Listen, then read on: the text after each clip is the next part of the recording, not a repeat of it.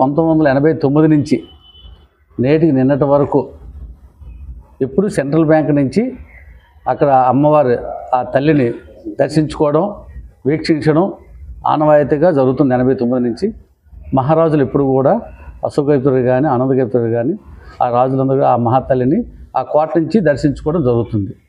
ఇది జగమెరిగిన సత్యం. దేవుడికి దగ్గర రాజకీయాలు ఏంటండి? సంస్కారవంతుడు ఎవడు కూడా రాజకీయం చేయడు. రెండోది, గౌరవ మాజీ మంత్రి బొత్స సత్యనారాయణ గారు సెంట్రల్ బ్యాంక్ సీఈఓకి లెటర్ పెట్టడం జరిగింది. ఎలాగా? నేను ఈరోజు ప్రతిపక్షవాదాలు ఎమ్మెల్సీ ప్రతిపక్షవాదాలు ఆయనకి సీఈఓగా సెంట్రల్ బ్యాంక్ సీఈఓకి లెటర్ పెట్టడం జరిగింది. మా కుటుంబం అంతా కూడా ఎప్పుడు సెంట్రల్ బ్యాంక్ నుంచి అమ్మవారి సిరిమాన్ని మేము ఇప్పుడు అక్కడి నుంచే వీక్షిస్తాం, దయించి మాకు పర్మిషన్ ఇప్పించండి అని చెప్పేసి పర్మిషన్ లెటర్ పెట్టడం జరిగింది. ఈ లెటర్ పెట్టినప్పుడు ఏం చేయాలంటే ఆ సీఈఓ సమాధానం ఇవ్వాలి, లేకపోతే ఇష్టం అంటే ఇష్టం అని చెప్పాలి, ఇష్టం లేని చెప్పాలి. ఆ లెటర్ తీసుకొచ్చి రాజకీయంగా పెట్టి పబ్లిసిటీ చేసి ఇది జాగీరు కాదు, ఇది సంస్కారం అనుకుంటున్నారా? తల్లి దీవెనలు అందరూ పొందాలి. నువ్వు నేను ఇక్కడ పార్టీలకు అతీతంగా ఆ తల్లి దీవెనలు అందరికీ పొందాలి. ఈరోజు కనకపట్నం అమ్మవారి జాతర చేస్తున్నాం. మనం అధికారంలో ఉన్నప్పుడు వాళ్ళు గౌరవించాం, వాళ్ళ అధికారంలో మనల్ని గౌరవించాం. గౌరవించి పుచ్చుకోవాలి ఎక్కడ కూడా. ఈరోజు 1989 94 నుంచి 2004 టీడీపీ గవర్నమెంటే. అప్పుడు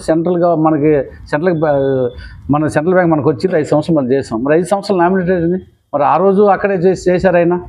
మరి 2014 నుంచి 2019 వరకు అక్కడే ఆయన దర్శించుకున్నారు. మరి అప్పుడు టీడీపీ గవర్నమెంటే, అప్పుడు కూడా ఎవరు అనలేదే. అది గౌరవం ఇచ్చి పుచ్చుకోవాలి, గౌరవం అది. ఇప్పుడు మీ పార్టీ ఉండొచ్చు, మా పార్టీ కాదు.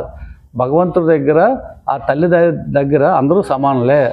మనం దర్శనం ఆశీస్సులు పొందాలి, మనం మంచి చేయాలి, 10 మంది బాగుండాలి అనేది చూసుకోవాలి తప్ప కానీ ప్రతిది ఇలాగ పేపర్ ఎక్కిపోయి ప్రతి ఒక్కళ్ళు అతను ఏదో రాజకీయం చేస్తున్నట్టు సెంట్రల్ బ్యాంక్ అది జాగీరని అనను ఎంతవరకు నిజం చెప్పండి? అది ఇతను చేసింది చివరిపల్లిలో ఏటి వద్ద నుంచి ఇచ్చింది ఇక్కడ వచ్చి ఇంకా సర్వనాశనం చేసి పారేశారు ఆయన. అంటే ఈయన పెద్ద ఆయన హక్కు ఈయనకు ఉందా? రెండోది, ఈయన సెంట్రల్ బ్యాంక్ విషయం వచ్చేసరికి ఏదైనా బాడీ ఉంటేనే central bank chairman full powers ఉంటాయి. ఇతను బాడీ లేదు, సింగిల్ నామినేటెడ్. అయినా ముగ్గురు కమిటీ సభ్యులు కూడా వేయలేదు, సింగిల్ నామినేటెడ్గా చైర్మన్ ఎన్నుకున్నారు. ఇతనికి ఎటువంటి పవర్స్ లేదు. స్టాంపు చేయరు వల్ల కూర్చొని స్టాంపు డ్యూటీ తప్ప ఇతనికి ఏట్లేదు. ఏదైనా ఉంటే సీఈఓని సెంట్రల్ సీఈఓని సమాధానం చెప్పానంటే మేము ఇవ్వము, మేము కూర్చోడం లేదు, మీకు దర్శనానికి అధికారం లేదు, మీరు దర్శించే ఇది లేదు అని చెప్పి సీఈఓని మన లెటరు ఇతను ఇచ్చిన సమాధానానికి. ఈయనెవరు చెప్పడానికి, ఈయనెవరు రాజకీయం చేయడానికి, ఈయనెవరు ఇక్కడ ఇచ్చేసుకోవడానికి? అసలు కమిటీ తాలూకు ఇదేంటి? ఈయనకి హక్కే లేదు, అసలు మాట్లాడడానికి హక్కు లేదు దీనికి. సెంట్రల్ బ్యాంక్ ఈయనెవరు ప్రెస్ మీట్ పెట్టి ఆ విధంగా చెప్పరు. ఆ సమాధానం ఏదో ఆ లెటర్కి సెంట్రల్ బ్యాంక్ అధికారికంగా వాళ్ళు ఇవ్వాలి. అధికారంగా ఆయన లెటర్ పెట్టేది అధికారంగా ఆయన ఇవ్వాలి. ఇస్తానని ఇవ్వనని ఆయన సమాధానం చెప్పాలి. అంత కప్పులు ఆడుతున్నావు కదా నువ్వు, దమ్ముంటే ఛాలెంజ్ చేస్తున్నావు. సెంట్రల్ బ్యాంక్ ఎలక్షన్ పెట్టి నేను మగోడిని సెంట్రల్ బ్యాంక్ చైర్మన్ అవ్వు, నువ్వు మగోడిని నిరూపించు.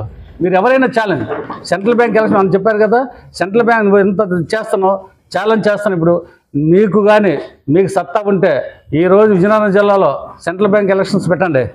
సెంట్రల్ బ్యాంక్ ఎలక్షన్స్ పెట్టిన తర్వాత అప్పుడు నువ్వు గెలిచి నేను మగోడిని, నేను నెక్కొచ్చే టీడీపీ కార్యకర్తని, నేను పెద్ద కుటుంబం నుంచి వచ్చాను, అప్పుడు చెప్పండి, తప్పేట్లేదు. సెంట్రల్ బ్యాంక్ కూర్చున్నప్పుడు ఎన్ని స్టేట్మెంట్ ఇవ్వండి. ఏదో గవర్నమెంట్ ఇచ్చింది కదా నామినేటెడ్ ఇచ్చి, అదైనా నామినేటెడ్ పోస్ట్ అనేది కమిటీ కూడా వేయలేదు, ఒక సింగిల్కి ఇచ్చారు. అది ఎందుకు పాసి గీసుకోవడం కూడా పనిచేయదు అసలు, అలాంటికి ఇచ్చారు ఆయన. అది తెలుసుకోమని చెప్పాను ముందు. ఎప్పుడు కూడా పెద్దవాళ్ళు విమర్శించినప్పుడు గౌరవించి మాట్లాడడం ముందు నేర్చుకోండి. ఈరోజు మీ అమ్మగారిని మీ నాన్నగారిని చూసి నేర్చుకో రాజకీయం. వాళ్ళు ఎంత గౌరవిస్తారో పెద్దలకి, అంతే తప్పగానే మనం నోరు ఉంది కదా ఏదో చేసామని కానీ మనం చేసుకోవద్దు. మీ చిన్నాన్న మీ పెదనాన్నగారు స్వయంగా నీకు కూర్చేయట్లేదు, మరి నీ మెంటాలిటీ ఏంటో గ్రహించగా కూర్చేయట్లేదంటే ఇప్పుడు మాకు అర్థమవుతుంది. మీ పెదనాన్నగారు నీ పక్కన కూర్చేయట్లేదంటే ఇప్పుడు మాకు అర్థమవుతుంది నీ పరిస్థితి ఏంటి, నీ వ్యవహారం ఏంటి, నీ ఇదేంటి అనేది. ఇది మాత్రం దయించి మాత్రం చాలా సీరియస్గా మీరు తీసుకుంటున్నాం. ఇంకోటి కూడా మీరు చెప్తాను, నువ్వు సెంట్రల్ బ్యాంక్లో మీరు మాట్లాడేటప్పుడు కూడా మీరు చాలా వల్గర్గా మీరు మాట్లాడడం జరిగింది, అది పద్ధతి కూడా కాదు. రెండోది, అక్కడ ఫీల్డ్ అసిస్టెంట్ లేటి, అక్కడ ఎవరు ఈఓలేటి, అక్కడ డీలర్ లేటి. అందుకే మీరు క్లియర్గా చెప్తున్నాం, మండల ఆఫీస్ పెడదాం రండి, మండల ఆఫీస్లో మేము అందరం కూర్చున్నాం. ఎవడెవడు ఏడు తీసాడు, ఎవడెవడు పోస్టులు తొలగించారు బంచేత రమ్మనండి, తేల్చుకుందాం.